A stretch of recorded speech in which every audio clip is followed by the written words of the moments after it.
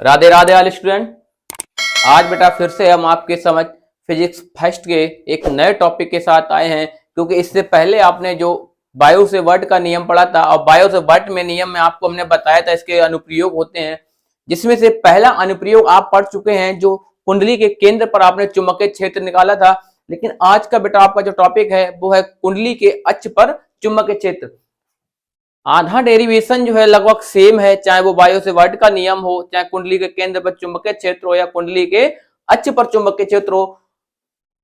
ये बेटा जो टॉपिक है आपका ये बहुत इंपॉर्टेंट टॉपिक रहता है बोर्ड एग्जाम की दृष्टि से, क्योंकि ये कहीं ना कहीं किसी न किसी सेट में आपसे क्वेश्चन पूछ लिया जाता है। इसलिए ये टॉपिक जो है, चाहे आपका बायो से वर्ट का नियम बेटा इस बार भी यहाँ पर आया था बोर्ड एग्जाम में 2023 में।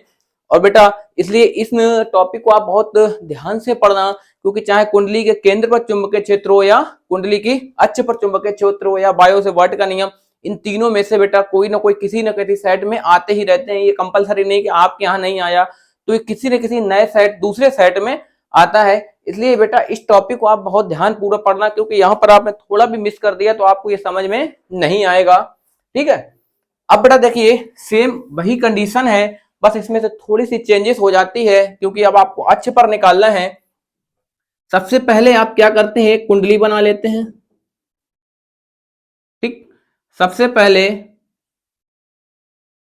आपने क्या किया, एक कुंडली बना ली।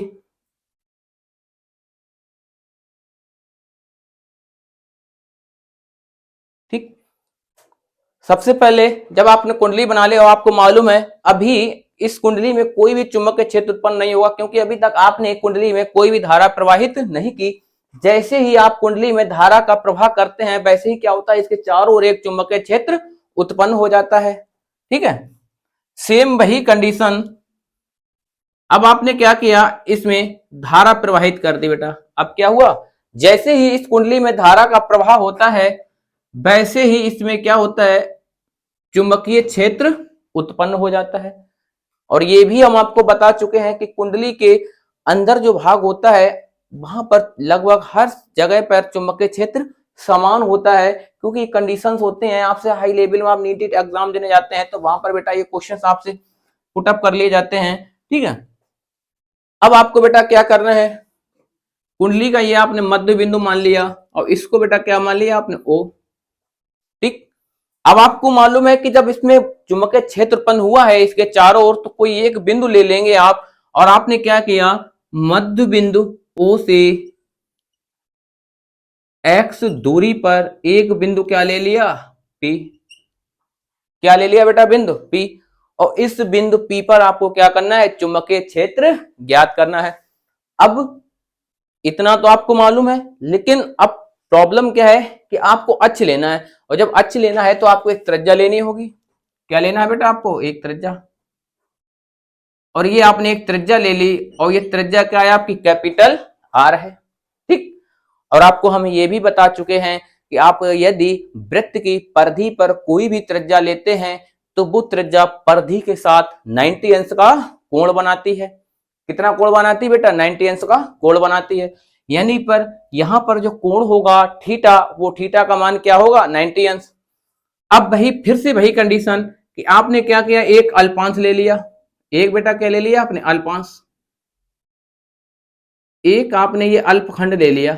ठीक है, बहुत ध्यान पूर्वक बेटा देखना, क्योंकि फिजिक्स जो है ना अपने डायग्राम पर डिपेंड होती है। आपने अगर डायग्राम नहीं समझ पाया तो आपको समझ में नहीं आया।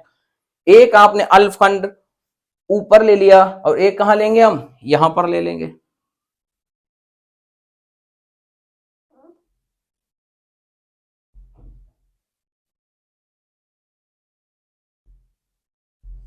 यहां कोई कंपलसरी नहीं है, आप किसी भी एक जगह ही लीजिए। ठीक है, कोई जरूरी नहीं है कि आप दो जगह ले लो इसको।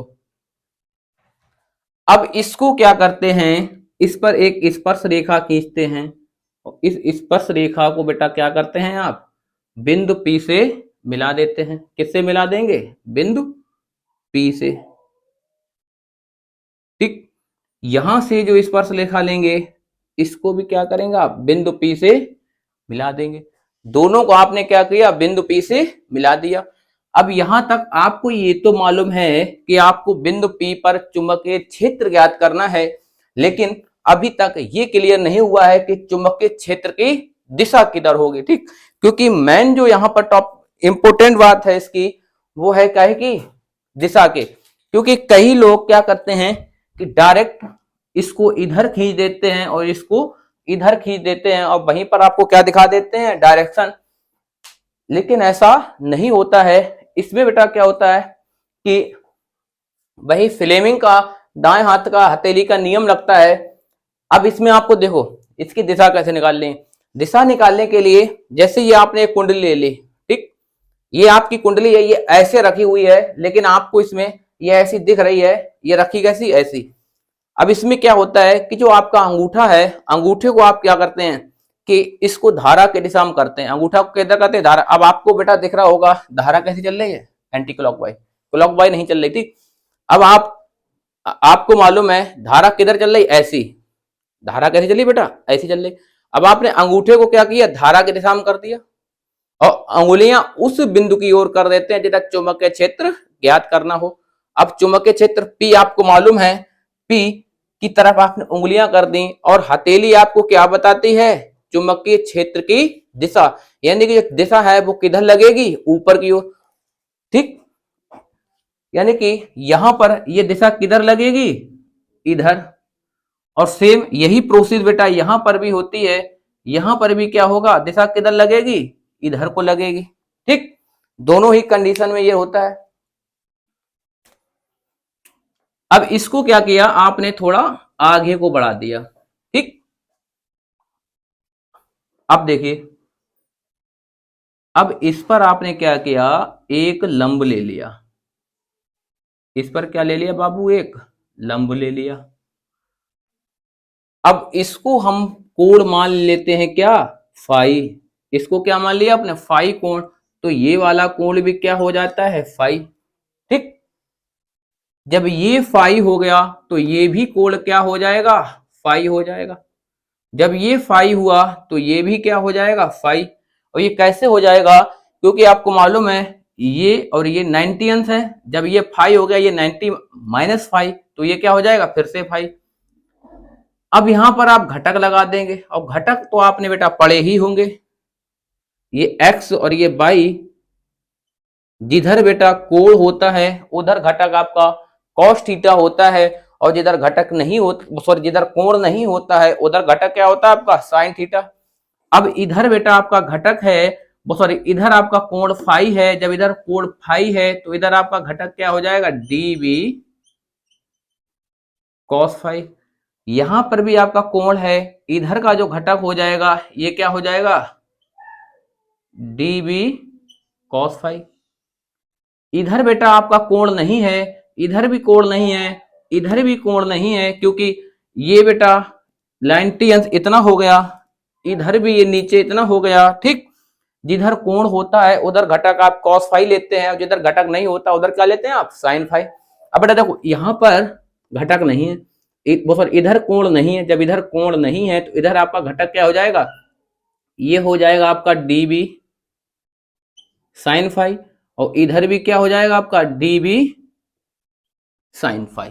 ठीक, और यहां पर आपको भी बताया था कि जब कोई भी वृत्त हो और उसकी जब कोई त्रिज्या हो, तो कोई भी त्रिज्या वृत्त की परिधि पर जब पड़ती है तो उसके साथ बेटा कितना कोण बनाती है, 90 अंश। या आप ऐसे भी याद रख सकते हैं कि किसी भी वृत्त पर जब आप कोई भी स्पर्श रेखा खींचते हो तो वो स्पर्श रेखा उस वृत्त की त्रिज्या के साथ कौन सा कोण बनाती है, 90 अंश का कोण बनाती है। यानी कि यहां पर जो कोण बनेगा ये, वो थीटा इजकल टू क्या हो जाएगा, 90 अंश। वो क्या हो जाएगा आपका, थीटा इजकल टू 90 अंश हो जाएगा। और बेटा इस दूरी को आप क्या मान लेंगे, r। इसको क्या मान लिया आपने, स्मॉल r मान लिया। ठीक, अब ये तो बेटा आपका कोण था, ये आपका डायग्राम। अब एक बार इसको फिर समझ लीजिए कि आपने क्या किया, एक एक्स वाई आपकी कुंडली है और इस कुंडली के किसी बिंदु O से x दूरी पर बिंदु P पर आपको क्या करना है, ये आपका जो बिंदु P है, इस बिंदु P पर आपको क्या करना है, चुंबकीय क्षेत्र ज्ञात करना है। जैसे ही कुंडली में धारा प्रवाहित करते हैं तो धारा प्रवाहित करते ही इसके चारों ओर क्या होता है, चुंबकीय क्षेत्र उत्पन्न हो जाता है। और जब चारों ओर चुंबकीय क्षेत्र हो जाएगा उत्पन्न तो हम किसी भी एक बिंदु पर चुंबकीय क्षेत्र ज्ञात कर लेंगे, क्योंकि हमें अक्ष पर ज्ञात करना है। तो ये एक आर त्रिज्या का कुंडली ले लेते हैं, इसकी अक्ष को क्या करते हैं हम, अल्पांश को बिंदु पी पर मिला देते हैं, दोनों के बीच का कोण फाई बनता है। तो फाई इधर चुंबकीय क्षेत्र की दिशा निकाल ली, डीबी कॉस फाई और डीबी साइन फाई। जिधर कोण होता है उधर घटक कॉस फाई लेते हैं और जिधर कोण नहीं होता है उधर घटक साइन फाई लेते हैं। ठीक है, इसको बेटा आर दे दिया आपने। ठीक, अब आपको हमने ये बताया है कि कुंडली जो है कई अल्पांशों से मिलकर बनी होती है, यानी ये कई अल्पांश होते हैं। ठीक है, जब कई अल्पांशों से मिलकर बनी होती है तो हमें क्या करना है, सबसे पहले हम अल्पांश निकालेंगे या बायो से वर्ट का नियम। तो देखिए बेटा, आप क्या करेंगे, डायरेक्ट यहां पर लगा दीजिए आप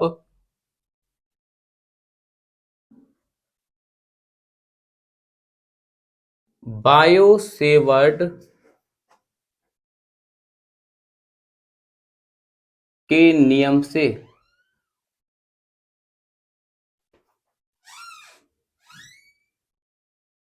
बायो सेवर्ट के नियम से क्या करना है बेटा आपको, बायो सेवर्ट के नियम से। ठीक है, अब बेटा देखिए आप, अब बायो सेवर्ट का नियम आपको मालूम है, बायो सेवर्ट का नियम है आपका dB इजकल टू, चाहे आप अल्पांश निकाल लीजिए या बायो सेवर्ट का नियम, बात एक ही है। ठीक है, dB equal to mu naught upon 4 pi I dl sine theta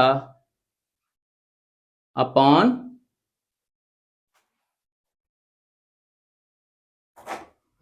are square.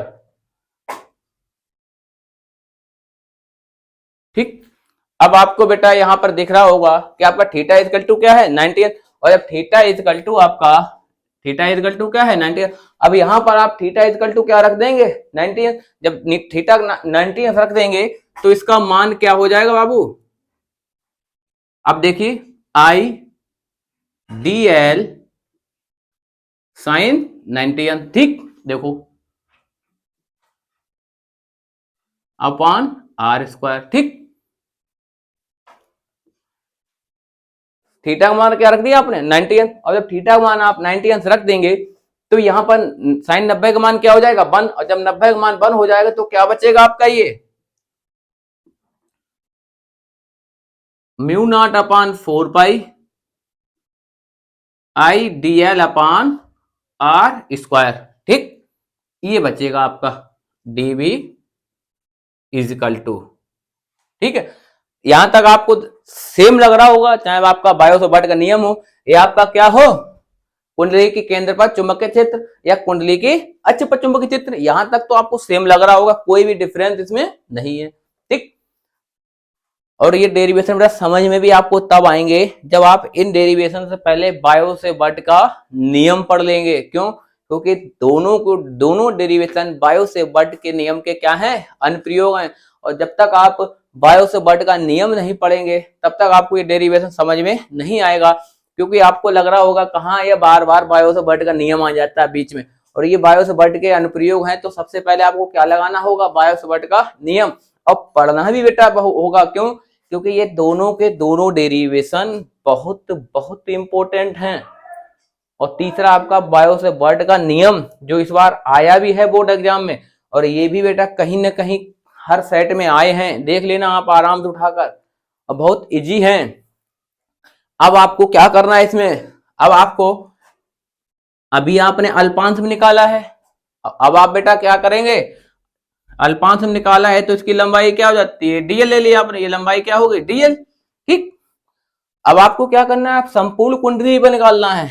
अभी ये छोटे छोटे खंड थे, अब क्या करना, आपको संपूर्ण पर निकालना है। संपूर्ण पर जब निकालेंगे तो कोण क्या बन रहा है, फाई, और कोण फाई बन रहा है।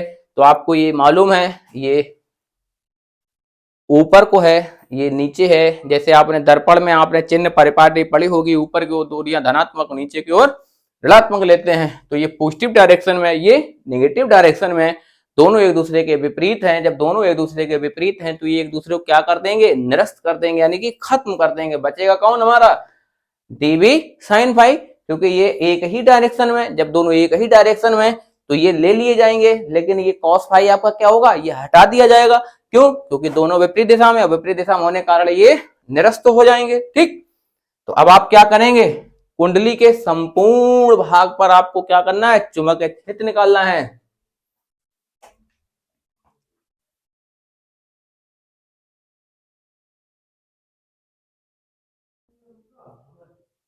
संपूर्ण भाग पर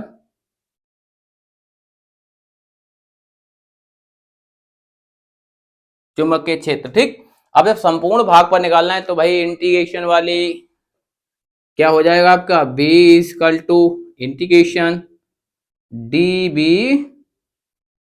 sin फाई। अब साइन क्यों आ गया, क्योंकि आपको मालूम है जब आप संपूर्ण पर लेंगे, और जब आप संपूर्ण पर लेंगे तो ये कोण क्या बन रहा है आज के कारण, फाई, इसको हम क्या लेते हैं यहाँ पे, साइन फाई। ठीक, क्यों, क्योंकि साइन बचता है, कॉस आपका कैसा हो जाता है, निरस्त।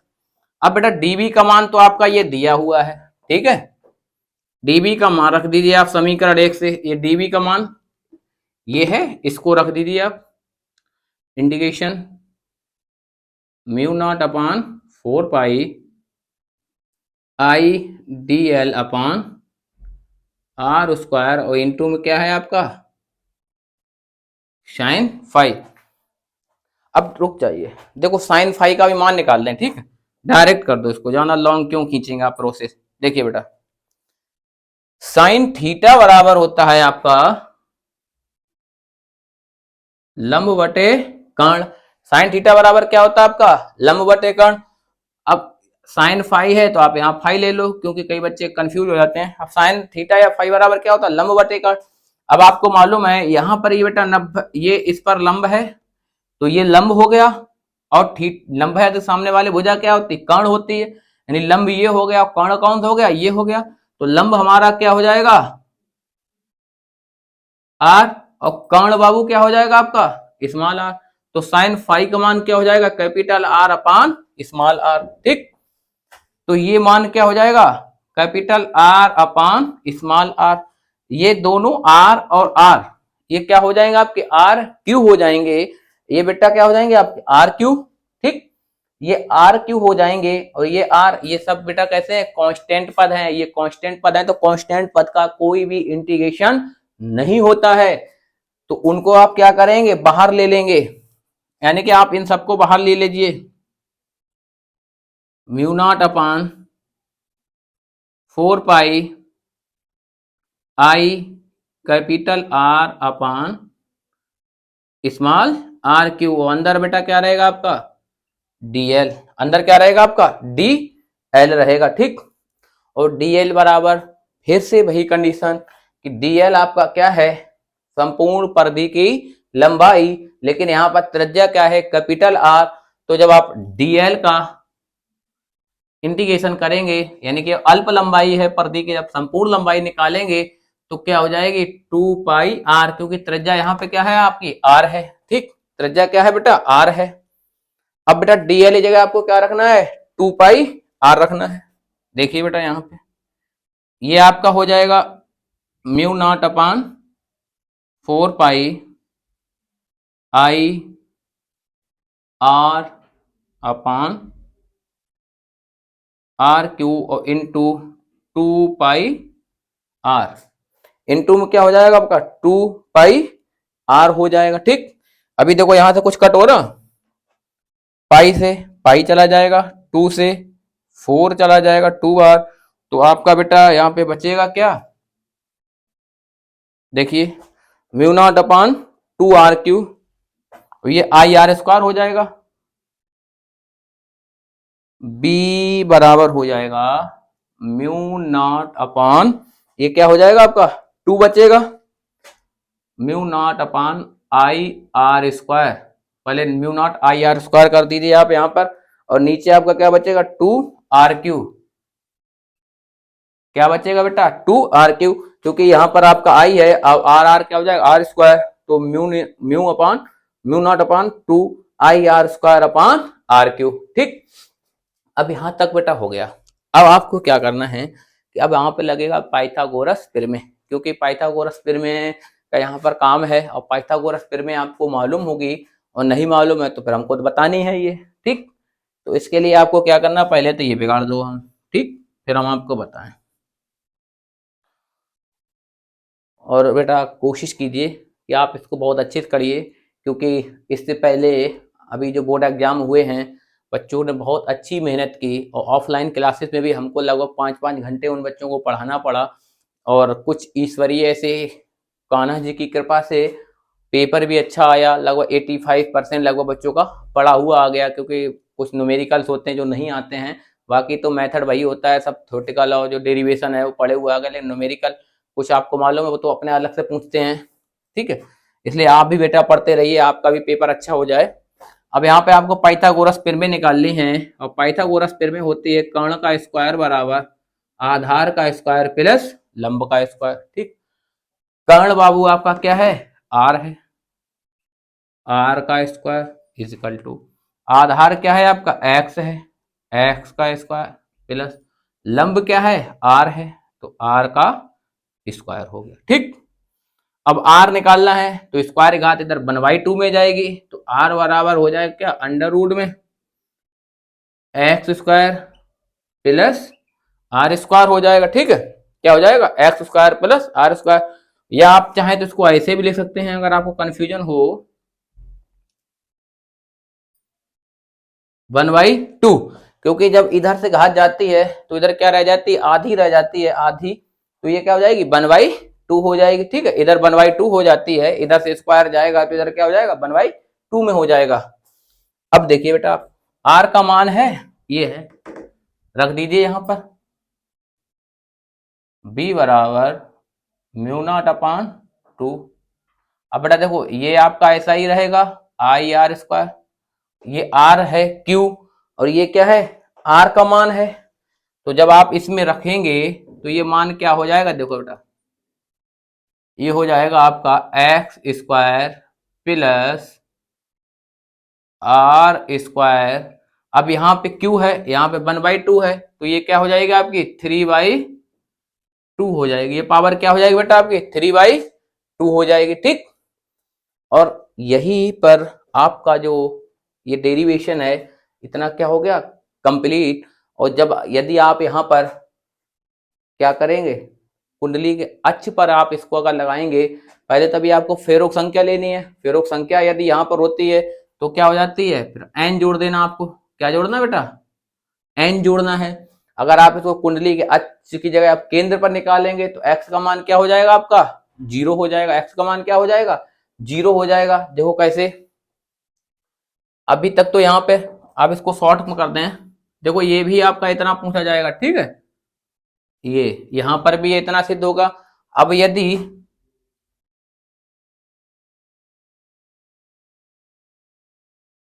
फेरों की संख्या कैपिटल एन हो, शॉर्ट कर दे रहे हैं यहां पे, ठीक है, तब केंद्र पर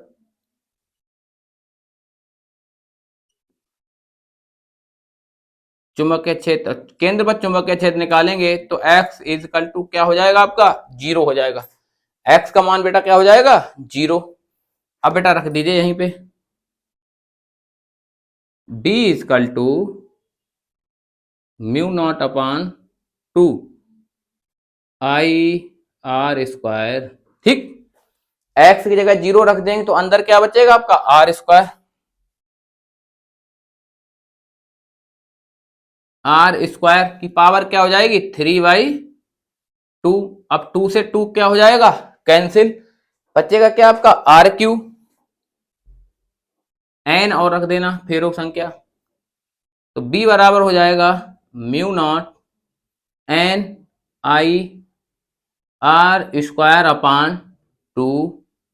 अब बेटा यहां पे क्या बचेगा आपका आर क्यू, क्या बचेगा आर क्यू, तो आर क्यू ये आर स्क्वायर कट हो गया, तो बचा क्या आपका बेटा अब ये b is equal to mu naught upon 2 N I upon R. और ये बेटा वही डेरिवेशन आ गया जो अभी आपने इससे पहले ज्ञात किया था, कुंडली के केंद्र पर चुंबकीय क्षेत्र, वही आपका क्या हो गया, यहां पर आ गया, क्योंकि फेरों की संख्या आपको बेटा यहां पर भी लेनी थी। और ये इस प्रकार से आपके कुंडली की अक्ष पर चुंबकीय क्षेत्र ज्ञात हुआ। सबसे पहले आपको क्या करना है, बायो से वर्ट का नियम लगाना है। बायो से वर्ट का नियम क्या होता है, dv equal to mu naught upon 4 pi I dl sin theta upon R square. थीटा का मान बेटा आपका 90 अंश है, तो थीटा की जगह आपने क्या रख दिया, 90 अंश। ठीक, कैंसिल अंश हो गया। अब 90 का मान 1 हो जाता है, आपका बचता क्या, इतना। फिर आपको क्या करना, कुंडली के संपूर्ण भाग पर चुंबकीय क्षेत्र निकालना है। और जब चुंबकीय क्षेत्र आपको संपूर्ण भाग पर निकालना है तो आपको क्या करना है, साइन भी लेना होगा, फाइबर रहा कोड, क्यों, क्योंकि ये दोनों तो कैंसिल हो जाएंगे विपरीत में, ये एक दिशा में है तो ये क्या बचे रहेंगे, इनको ले लिया जाएगा। संपूर्ण भाग निकालेंगे तो b equal to dv sine five हो जाएगा। dv का मान बेटा ये दिया है, रख दिया। साइन फाइव का मान आपने बेटा अभी निकाला है, कहाँ है, हाँ ये साइन फाइव लंब बटे कर्ण, लंब आपका आर है, कर्ण क्या है, स्मॉल आर। ठीक, साइन फाइव का मान भी रख दिया आपने। अब ये सारे पद क्या हैं, कांस्टेंट पद हैं, नीतांक हैं, तो डीएल को केवल अंदर रखेंगे, बाकी सब क्या करेंगे हम बाहर, आर आर आर क्यू हो जाएगा। और डीएल बराबर होता है क्या आपका 2 पाई आर, क्योंकि संपूर्ण परिधि की लंबाई, आर त्रिज्या है इसलिए कैपिटल आर लेंगे। मान रख दिया, पाई से पाई कट हो गया, 2 से 4 कट हो गया, 2 बार बचा क्या आपका b equal to mu naught I R square upon 2 R cube. ठीक, लेकिन अब आर का भी मान निकालना है। आर का मान निकालने के लिए आपको क्या लगाना, पाइथागोरस प्रमेय, यानी कि कर्ण का स्क्वायर प्लस बराबर आधार का स्क्वायर प्लस लंब का स्क्वायर। और कर्ण का स्क्वायर बेटा आपका ये है, आधार का स्क्वायर ये है, लंब का ये है, सबके मान रख दिए। ये घात इधर जाएगी तो क्या हो जाएगी, 1/2 में हो जाएगी, रूट में हो जाएगी। तो आर का मान बेटा क्या हो गया, ये आर का मान यहाँ तो उठाएंगे, यहाँ पे पावर 1/2 है, लेकिन यहाँ पर पावर आर की क्या है, 3 है, और 3 और 1/2 क्या हो जाएगा, 3/2 हो जाएगा। ठीक, आर का मान रख दिया, पावर 3/2। ये हो गया अक्ष पर चुंबकीय क्षेत्र। फेरों की संख्या चाहते हैं यहाँ पर भी आप फेरे संख्या ले सकते हैं, एन यहाँ पे भी आ जाएगा। अब यदि आपको कुंडली के केंद्र पर निकालना है, जब केंद्र पर निकालेंगे तो ये तो वैसे भी 0 हो जाएगा। अभी तब आप अक्ष निकाल केंद्र में निकालेंगे तो यहाँ ये मान क्या हो जाएगा, 0। एक्स का मान 0 हो जाएगा तो एक्स क्या हो जाएगा, यहाँ से हट जाएगा, बचेगा क्या आपका आर। स्क्वायर से स्क्वायर कट हो जाएगा, 2 से 2 कट, बचेगा क्या आर क्यू। आर क्यू है तो आर स्क्वायर से आर क्यू कट हो जाएगा, एक क्यू एक आर नीचे रह जाएगा। यही आपका क्या हो जाएगा, कुंडली की अक्ष पर चुंबकीय क्षेत्र। मात्रक सेम वही है जो इससे पहले था, इसलिए बेटा न्यूटन प्रति एम्पीयर इनटू मीटर वो आप अपना याद रखना। और चुंबकीय क्षेत्र का जहां पर भी मात्रा जितना होता है वो सेम होता है। ठीक,